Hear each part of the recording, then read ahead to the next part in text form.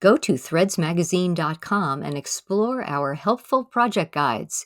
Each guide is a curated collection of articles and videos on a specific sewing topic, so it's easy to find the information you need.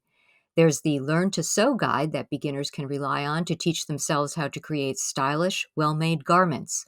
The Learn to Sew guide offers content on everything from choosing tools and materials to basic sewing, garment details, fitting, and simple projects. More guides focus on fitting and sewing tops and pants, working with knit fabrics, and making the perfect pair of jeans. In each project guide, you'll find dozens of posts organized to lead you through a logical learning sequence. Let threadsmagazine.com be your guide to a comprehensive sewing education.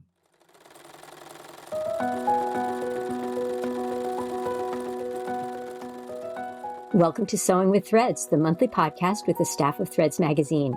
I'm your host, Carol Frasia, and today I'm joined by Diane Scarponi. Diane is the founder and visionary behind Style Falcon sewing patterns. She's a lifelong sewer and learner, and she started Style Falcon to serve the needs of sewers with mature figures.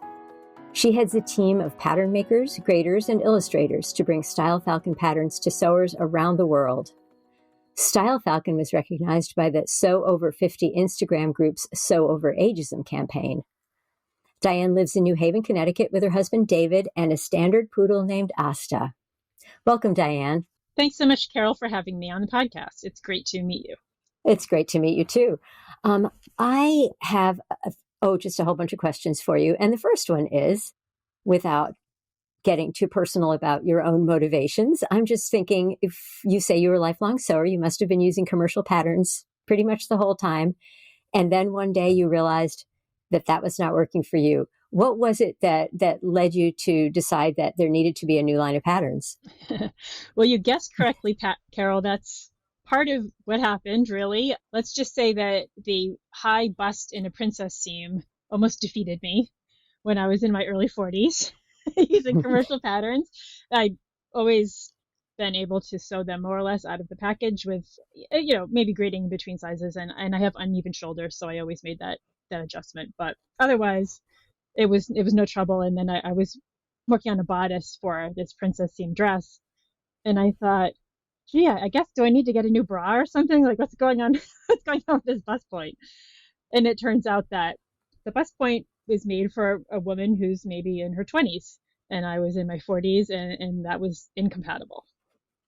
And that started me on this interesting journey of discovery about just how much your bodies change as we age, or for other reasons, childbirth, menopause, health issues, and how most sewing patterns are not taking any of those sort of things into consideration.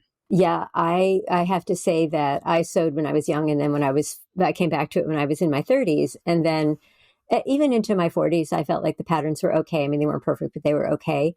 And then one day I was thinking, like, why is everything so wonky here? I mean, suddenly nothing really works, and you kind of want to blame your patterns. And then you think, oh, actually, I realized for me that I'm getting shorter year by year, and the shortness is all in my spine. And you suddenly realize that the patterns just aren't made for that kind of shape. Yeah. So what are the kinds of adjustments that are built into your patterns? The patterns don't really have adjustments. In fact, the way that they're designed is they are built using a mature body for the block. So as opposed to most commercial sewing patterns are built for a youthful hourglass figure. And almost all the clothing that you will see in the store is built for someone with a youthful hourglass figure. And if you have that figure, then almost everything on earth is for you. And if you don't, which is, let's face it, a lot of us, regardless of our age, but particularly as we get older, then we're stuck making these adjustments. So when I built Style Falcon, I started with the premise that I was going to build a block for a mature figure from the beginning. So I worked with a fit model who's 60, and you take a ton of measurements, 60 something measurements, and I worked with a professional pattern maker to build a sloper, in essence, that incorporated a real person's body, and then went from there to build the patterns themselves. So then you have a fit model who is sort of, is she sort of in the middle of your range? That's right. That's exactly right. Okay. I started, sizing is a fraught decision to make when you're trying to do something like this. And what I tried to do was to get as close to the middle as I could. There have been studies done on morphology over time, different people's different measurements. And there was a pretty comprehensive study in the United States that was done for women over 55 or 55 plus, I should say. And so I had those standards as a guide. That's not a perfect system, but it's certainly better than a 20-year-old size 6 for what I was trying to do. And then from there, I tried to find a fit model who was close to those standards as possible and built it out from there. Yeah, that's actually really interesting because, of course, every pattern is standardized to some degree. It's just, what did you standardize it based on? And you're right. I mean, a 20-year-old or especially a 20-year-old from 1942 or whenever it was that they last did a lot of those surveys for patterns is definitely not what we are all now. Mm-hmm. Even 20-year-olds nowadays are different. That's true. I think that's very fascinating. So what are you finding is in the mature body that you want to cater to for a better fit? Mm-hmm. Sure. I think the other thing I should mention is I did a lot of research and I talked to a lot of people and I also did competitive intelligence. There are a couple of brands, ready-to-wear brands that are known to serve the needs of mature figures. So I bought their stuff and tore it apart and measured it and just to confirm that I was on the right track of what I was trying to do. So in general, the waist to bust to hip ratio is different. People tend to lose that definition as we get older. There tends to be a larger waist in proportion to bust and hip or chest and hip area. The back and shoulders is a big area. Most people over time experience changes to their posture. Our shoulders tend to move forward, and those changes you talked about shrinking a little bit tend to happen as we get older. And that if something doesn't fit properly in the shoulders, it's probably not going to fit properly anywhere. That's like a really key, that everything is hanging off of that point. So it's really important for that to be right. Bust point, again, my friend, the bust point is in a more rational place. There's more room also in the bicep area and above the elbow. And that is a place where flesh tends to accumulate as we get older, regardless of our size, and also above the knee and a few other places like that where we can expect to see changes as we get older. Or if we have health issues or we've given birth, had menopause, breastfeeding, all those kinds of things that change that 20-year-old youthful hourglass figure. Yeah, you're describing exactly what I've noticed and in myself. And it's making me think about when you look on the red carpet and you see somebody like Helen Mirren, Mm-hmm. who doesn't seem to have been affected by a lot of that kind of thing. People that we look at and think, oh, that's what we're supposed to look like. They are, sort of the NBA basketball players of women, essentially, in that they are one in, 10 million or something to have that perfect figure still when they're older than 20 something. And we all should just accept that that's probably not going to happen for most of us. Yeah, and I'd really kind of dispute this whole idea of this ideal figure or perfect figure. I mean, we're all perfect. I mean, we truly are all perfect the way we are.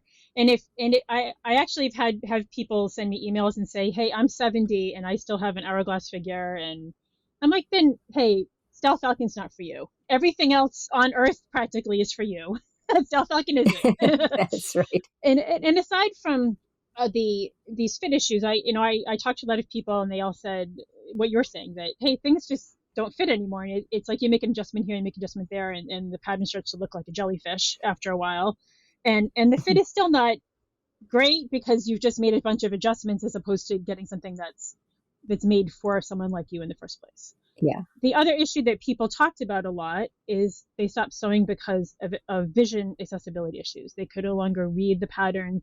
The illustrations are tiny. The print is tiny. If it's printed on a tissue paper, it's hard to read the ink on the tissue. And so the other thing that Style Falcon patterns do that's different is have physically, visually accessible patterns. So there's a large print version of all of the instructions in illustrations. And there's very large, bold fonts and bold lines on the patterns themselves so that they are easier to see. That is a very, very thoughtful thing to do. Even a person whose vision is okay, I think patterns are hard to read. And I agree with you about the pattern instructions being hard to get through. I mean, often if there are multiple views in a pattern, you also are making your way through a sort of a complex set of steps that's you have to make your way through, view A versus view B. So that's great. That's actually really something that I don't know if a lot of pattern companies do. I don't think so. I had looked into this and I didn't really find anyone who was doing this. There were these both of these things that I was talking about. And then, the third thing, of course, is just to have some style that is inspired by this figure as opposed to trying to cope with it. Having that sort of attitude is like we have to cope with this, the fact that our waist is thicker than it used to be, instead of saying, okay, this is the reality. So let's come up with, say, a pant pattern that is going to work with that type of situation and make it look good. Yeah. So it's all those things Yeah. put together. So your background is in sewing. You don't have a training as pattern drafting, and you work with a team of people who help you out with this. Can you Mhm. give us a little introduction to who you have and what their roles are? Sure. I have taken classes in pattern drafting. I have an understanding of it, but I'm not a professional in doing this, and I do work with a professional team for everything. For the pattern making itself, I work with Christine Groom, who is a pattern maker, and she lives in California, and she's also a custom couturier. She is a really wonderful font of information. She works, a lot of her clients are people in my target area that I'm, trying to appeal to for a pattern. So I feel like she really understands the fit challenges and the way the figure works for older people or people with mature figures. And she also has her own line of patterns called Zigzag Designs, and she makes beautiful jackets in particular, and I will recommend everybody check her out. Um, it, she has a relationship with a grader who works in the garment industry in Los Angeles. His name is Brian Lee, and he does all the grading. And then from there, I work with Adriana Aguirre, and she's in Oregon, and she does all of the graphic design and illustrations. She also works with some other pattern companies, so she knows the home sewer, and she knows that she kind of straddles both lines of the home sewer and the production side of design. So that's my whole team, and then I also have some other illustrators and proofreaders, and sometimes some help with the website and things like that. That's great. I think that having all these people who are experts in these different areas backing you up on this ensures that you're making a good product. I know you have a fit model. Do you send the patterns out for testing by people within your size ranges Oh yeah. and have that done too? Yeah. Oh yeah. I have a pool of about 50 testers in, I think it's 6 different countries, who are all different ages and sizes and interests and style and substance, and they all bring a little something to the table, and so they do the final testing. In between, Christine does usually sews up the first version in muslin to just check her design before she sends it to me. We try it on the fit model. There's usually a couple of rounds of changes, and then I sew up samples myself, and then I have it's like an order of construction, just a list of, sew this to the A to B and B to C kind of thing. And a professional seamstress goes through it and just gives me some advice on the construction itself. Which is mostly like, here's how I'm approaching it. Does this make sense? And sometimes she'll give me ways to do things a little quicker, or, if she finds something isn't quite right, she lets me know. And then from there, it gets graded. Then it finally goes out to the testers, who are home sewers, decently experienced, but I have some that are more on the beginner end and some that are more on the very experienced end. I like to have a mix of people to get feedback. Oh, that's really helpful. Yeah, I feel like now a lot of independent pattern companies have discovered the importance of having testers within their demographic, as opposed to the big companies probably don't do too much. As far as I know, they don't. They sew within the house. They do their testing there, but I don't think they send out to consumers. And you kind of want to know what your consumer is going to think about this and whether it's going to fit them and work for them. So that makes a lot of sense. Yeah.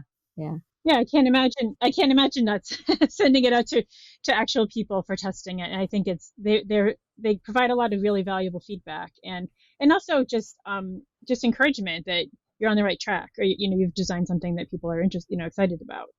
Right. And Right. if you're specifically designing for a body type that isn't usually served in pattern designs or ready to wear, then being able to see what these things look like on people's different bodies is really important and really helpful. And I mean, I always love going on to Instagram or looking at, for example, on your website where you have pictures of people who are either your testers or customers who've sent in photos. And I think, oh, that's how it is on somebody who's got those proportions. That's really useful to me to know. So yeah, I think that's something that independent pattern companies in general have really added to the sewing world for home sewers. You said that you were recognized by the Sew Over Ageism campaign, and I would love to hear how you feel ageism is represented in the sewing world versus the fashion world, or even the world in general. Sure. I have a lot to say about that, but we only have a certain amount of time for this podcast. Okay. Just I'll give you just a little illustration. When I wanted to work with a fit model, when I decided that I really wanted to build my block up of an actual person who was Mm-hmm. my target demographic, I live in the New York, pretty close to New York City, and I thought, well, it's going to be expensive, but maybe it'll be worth my while to work with a professional fit model. So I called there are a couple of fit model agencies in New York City. You can call them up and hire models.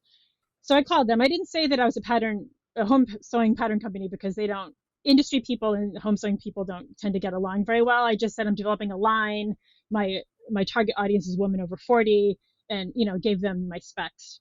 And they said, oh yeah, we have some models. We'll send you some model cards. And they sent them, and every single one of them was this woman who was 20 or 30. You know, and I called them back and said, no, you don't understand. Like, this is what I want. And they did. It was a complete does not compute situation. They just really didn't understand what I was talking about. I finally found one that sent me one model. There was literally one model, and at that point I had already gone and decided I'm just going to find someone that I know, or some person, some real person that I know, or a friend or something, to try to help out. And it turns out that Meg Green, who is the fit model that we work with, she is pretty much exactly the proportions that I was looking for. And I called her. It was a little off the wall, and I called her and I said, hey Meg, I know this is kind of weird, but have you ever done any modeling? And she starts laughing and she says, well, yeah, I have, but it's been a really long time.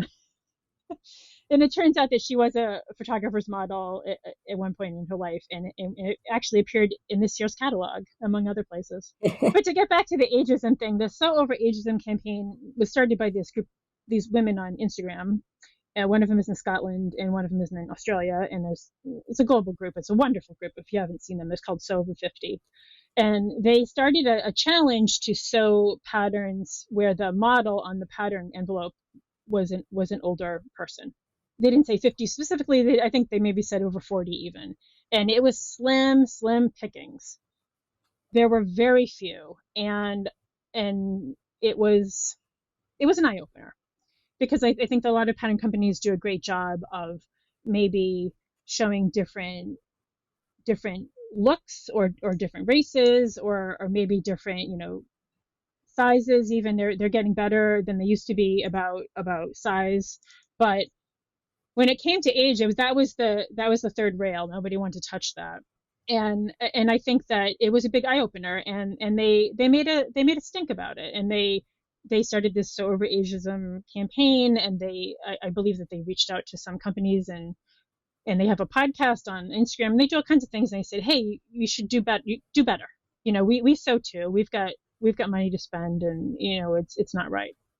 And they have moved the needle, but not nearly as much as they'd hoped to. There are a few companies that have always used a few older models, but for the most part continue to use the youthful hourglass figured model.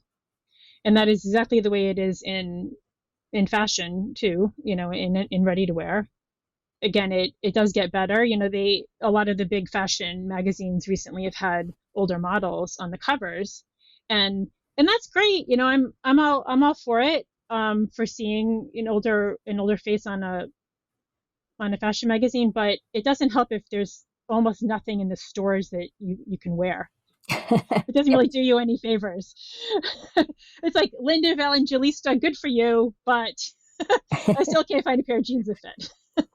Or if everybody has to, opt into the strongest type of shapewear to get into anything, that's not how we want to live our lives. Probably not. Yeah, I was doing a little bit of model research the other day too, and noticed that there are some. Actually, I did see some older models, and they just look beautiful, and you just kind of think there just aren't that many of them. And because their measurements are not the measurements of your 20-something-year-old person, then they're not going to fit into sample size clothing. It's going to be, a whole issue. So within the fashion industry, there are many reasons why none of this is as inclusive as we would like it to be age-wise. And some of them are logistic, and I think probably most of them are just a bias against seeing people who are not in the absolute first flush of youth. Mm-hmm. Yep, I agree. And I also think that, something that goes on a lot with social media that doesn't help is like most of my customers are not on social media. Mm-hmm. This one customer of mine sews beautiful things, and she'll send me pictures of the things that she makes. And I said, "Oh, could I please share this, in my newsletter on Instagram?" And she says, "I'd rather die."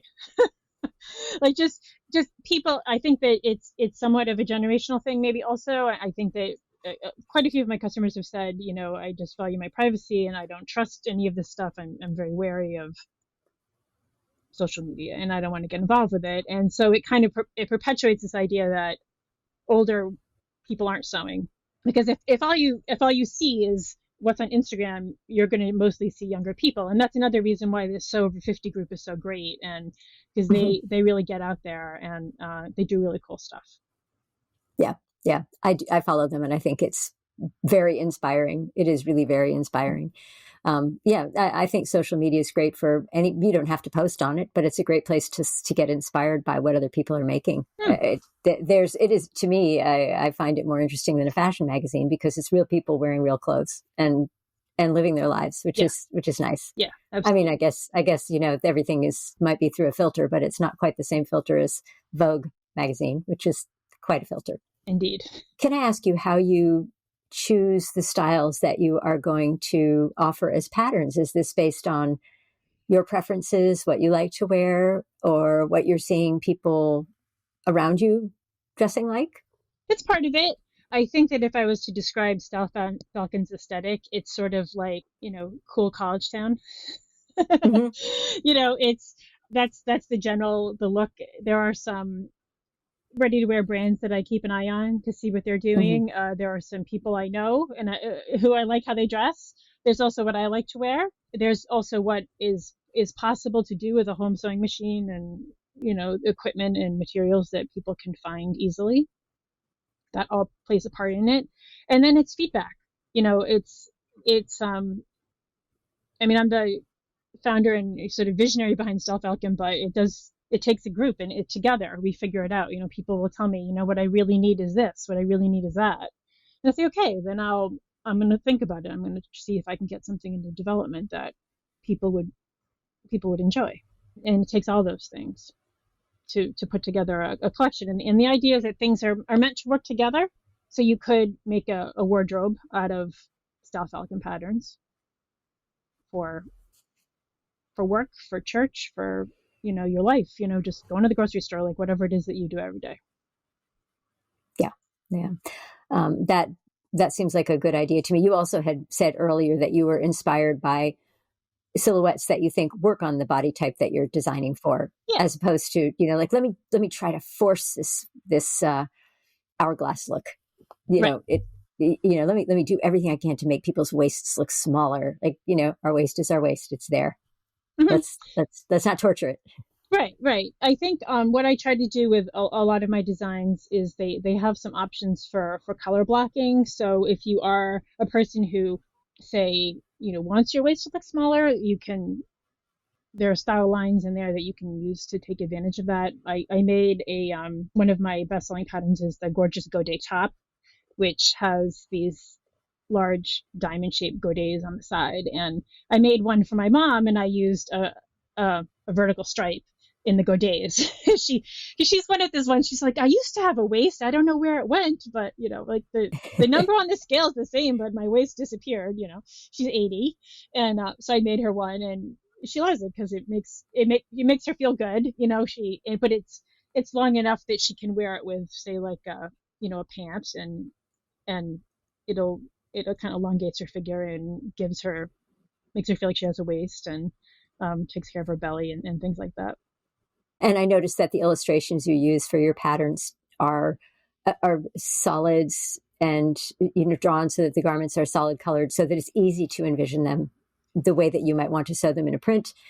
I know that pattern envelope photography is a very big trickster for many people, and they don't bother to look at the back and figure out what the style lines are on a garment, and they just think, oh, I want that big, beautiful, brightly colored whatever. And then when they make it, it's not, the design itself might not be good for them. Maybe that fabric is good for them, but they may not have the right line. To me, it's important to be able to see sort of the bones of the design. Yeah. So you can determine, do you like where those seams are for you? Can you change them if you don't? Can you work with fabric so that it gives you the look that you're after? Mm-hmm. That's a question I have for you too, about, is it possible to hack your designs easily? Do people do that? Oh, yeah, sure. I have one of my upcoming newsletters. I'm going to do a thing on sleeves, because people sleeves are fun to play around with, and they are pretty easy to hack because you don't have to. It's not in the core of the garment, right? Yeah. There's a lot of opportunity for fun with it. I think that a lot of people do get creative with that kind of thing, and the color blocking is another thing. And people like trims, it gives you an opportunity to play around with some trims to accentuate the style lines. One of my customers was in the American Sewing Guild fashion show with one of my patterns this past summer in New York. My dress, the Make a Point dress, has this sort of modern princess theme in it, and she put piping in it to accentuate that style line and to just draw attention to that part of her body that she wanted to highlight, mm-hmm. in the way this looked. And it was really cool, and it was also just incredible sewing. It was a great design, and it was all very skillfully done and well modeled. I actually remember that one. Oh, okay. I mean, I was aware of your patterns, but it was nice to see one on the runway. Yeah. And I saw you there too. So I saw you wearing your clothes. Oh yeah. Yeah. I wear my stuff almost every day. Do you sew other patterns still, or have you given up on that completely? I do. There are a few. I have, I usually every year like to do one big complex project. So I'm in the planning phases of doing a structured lined blazer, because I wanted to learn a little bit more about tailoring. I've done a little of it, but I wanted to learn a little more. This isn't a pattern that I'm not planning on developing that type of a pattern right now for Style Falcon, mm-hmm. but just for myself to wear, and also mm-hmm. to learn from. There are some tried and true ones that I've made multiple times because I just really love them. I know how they go together really quickly, and I like how they fit, and that kind of thing. So a lot of your designs are not, some of them seem to be very quick and simple. You have a very easy to sew, I think, dress and top pattern, and then they go up in complexity from there. It looks to me like a beginner could really start sewing with your designs and then move up from there. I wouldn't say that Style Falcon is a beginner line. I do assume some knowledge of sewing. I think that someone who's has some experience could do it. It's another thing that's a little fraught in designing your instructions and illustrations and everything, because you want people to have enough information to get a quality outcome. But you don't want to handhold. A lot of, like I said, I did a lot of research, and one of the things that was a big turnoff for a lot of independent companies with the audience I was trying to serve was handholding, what they felt was excessive handholding in illustration, in instructions. They felt themselves rolling their eyes at all the, press this seam and do, kind of a little too much. And so I was like, okay, well, I'm going to try to strike a balance here by giving people enough information, but not handholding. But I think a confident beginner certainly could handle any of my patterns. There's one called the 2-hour dress, which really does take 2 hours to make. No fooling. Again, this is 2-hour dress, not toil over it for 3 months dress. So keep that in mind. But it has only a few pattern pieces, and it's made out of you can make it out of a jersey or something like that. And that would be a very good pattern if you're a beginner, or if you are an experienced sewer but you haven't experienced too much with knits. A lot of people are a little afraid of knits because they behave very differently from woven fabric. So that would be a good one for you to try if you were interested in giving it a go. Yeah. And it's a great dress because it's very graceful looking, and it seems like it could take on all kinds of different looks, from fairly sporty to dressy. If you have I'm thinking like like a burnout velvet jersey, which exists. Those things look nice. Yeah. There's a lot you can do with that. Yeah, absolutely. I made one out of a stretch velvet for like holiday wear, and put a little trim around the neckline and sleeves, and I tricked out the sleeves. I made a flutter sleeve again, just to play with a pattern a little bit. It's just the basic slash and spread to add a little volume. Yeah, that is a set-in sleeve in that design. Yes. Yep, it is. And I'm thinking about your shell pattern. Is that a raglan sleeve? It is. That's a raglan sleeve.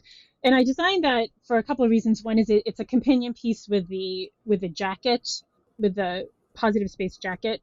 They both have the raglan sleeve, and they're meant to go together, but of course you can wear them however you want.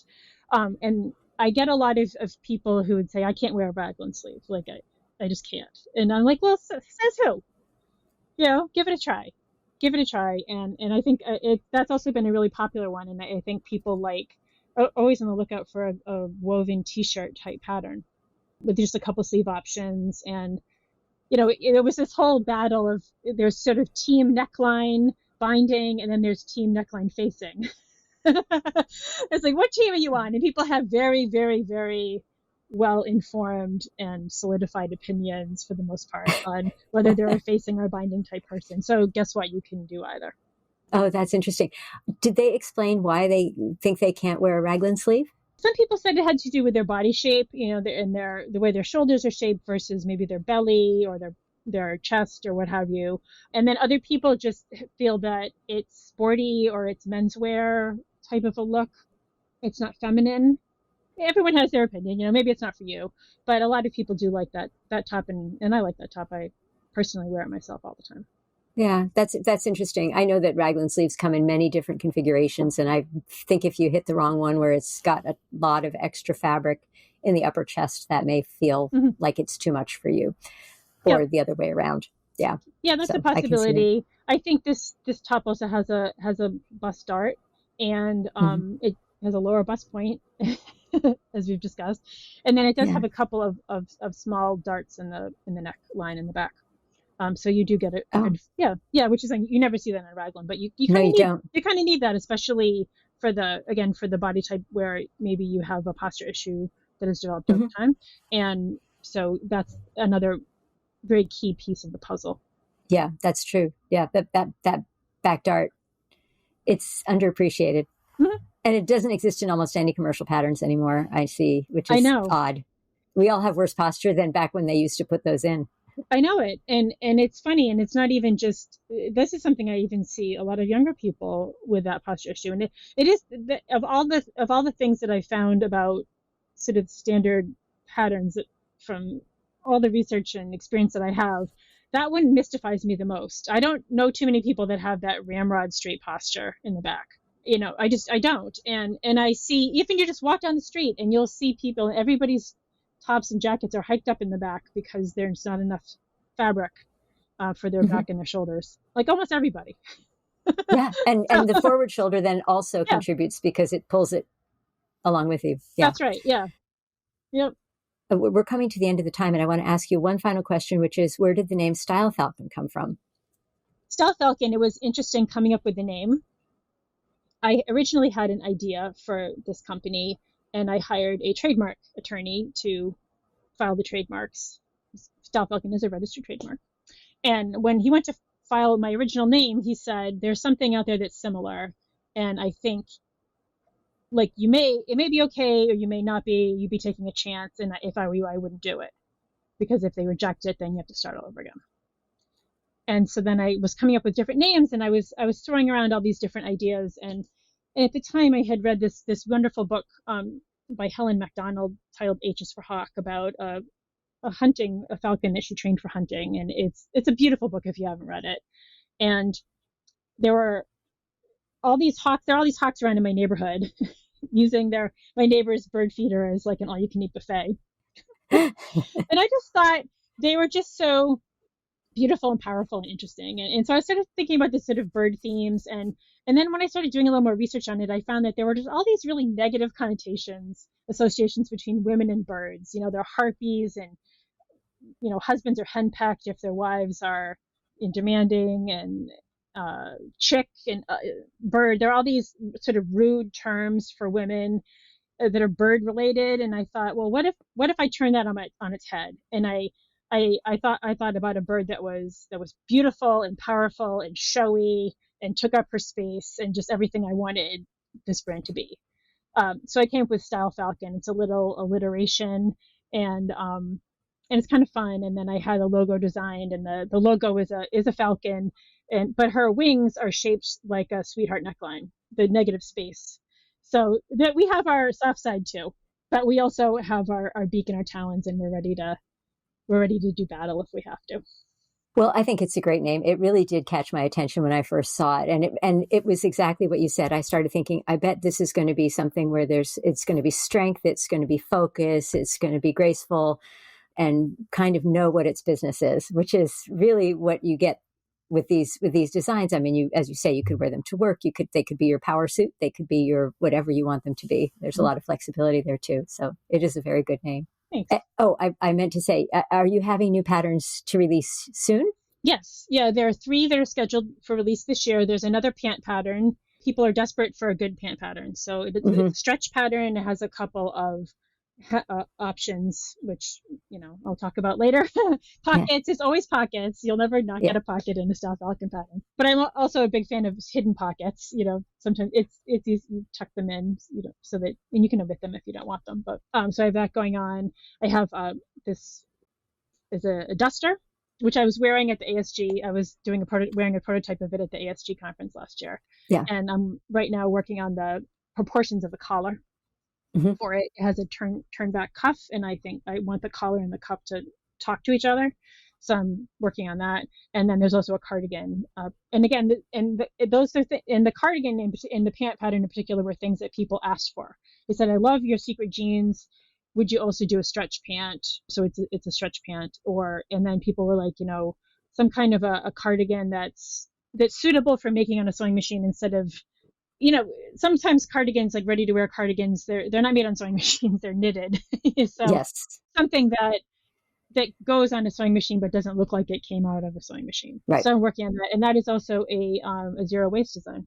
Oh, that's nice. Well, this is going to be really interesting. And I will encourage listeners to go read the show notes that'll be on threadsmagazine.com. We'll put links to your website. There will be some photos there for people to look at. And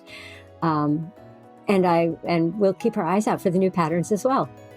Great. Thanks a lot. Thank you so much for joining me, Diane. Oh, thanks so much for having me, Carol. It was really great to talk to you and to tell everybody about the Style Falcon story. And I would encourage people, if you go onto my website, which is stylefalcon.net, and there's a group you can sign up called the Style Falcon Flock, and that is just my email newsletter group, and you get all kinds of offers and inspiration and promotions and opportunity to connect with other sewers and sew-alongs and things like that. So I'd recommend everybody check that out. Plus, there's a discount code off your first order. I also have an agreement with the American Sewing Guild, and members of ASG automatically get a discount with their discount code on stylefalcon.net. That's fantastic. Everybody go to stylefalcon.net. Thanks, Carol. Thank you so much, Diane. Thank you to our guest for joining us, and thanks to all of you for listening. Please remember to send your comments, questions, and suggestions to th@threadsmagazine.com, and please like, comment, and subscribe wherever you're listening. It helps others find our podcast. Until next time, keep on sewing with threads.